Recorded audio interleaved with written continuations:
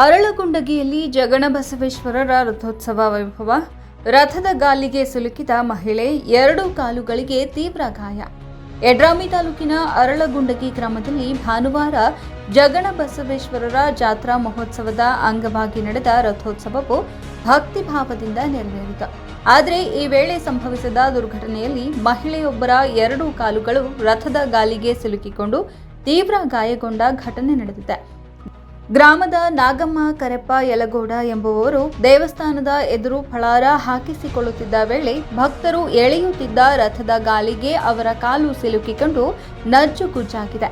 ತೀವ್ರ ನೋವಿನಿಂದ ಚೀರಾಡುತ್ತಿದ್ದ ಅವರನ್ನ ತಕ್ಷಣವೇ ಯಡ್ರಾಮಿ ಸರ್ಕಾರಿ ಆಸ್ಪತ್ರೆಗೆ ದಾಖಲಿಸಲಾಯಿತು.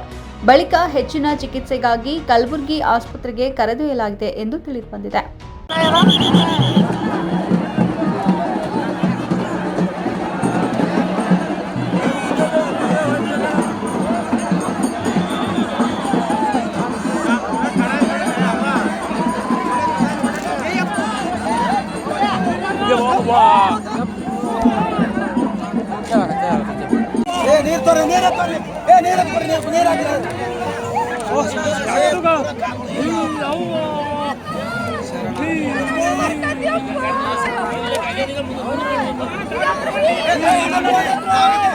ಜಗಣಬಸವೇಶ್ವರರ ಜಾತ್ರೆಯ ಅಂಗವಾಗಿ ಗ್ರಾಮದಲ್ಲಿ ಭಕ್ತರ ಸಂಭ್ರಮ ಹೆಚ್ಚಾಗಿದ್ದು, ಭಕ್ತರು ರಥವನ್ನ ಭಕ್ತಿಭಾವದಿಂದ ಎಳೆದು ಉತ್ಸವದಲ್ಲಿ ಭಾಗವಹಿಸಿದರು.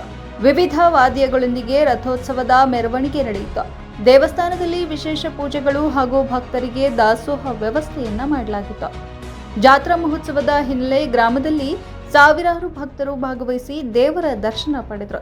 ದುರ್ಘಟನೆ ಸಂಭವಿಸಿದ್ದರಿಂದ ಸ್ಥಳದಲ್ಲಿ ಕೆಲಕಾಲ ಆತಂಕದ ವಾತಾವರಣ ನಿರ್ಮಾಣವಾದರೂ ನಂತರ ಕಾರ್ಯಕ್ರಮಗಳು ಯಥಾಸ್ಥಿತಿಯಲ್ಲಿ ಮುಂದುವರಿದವು.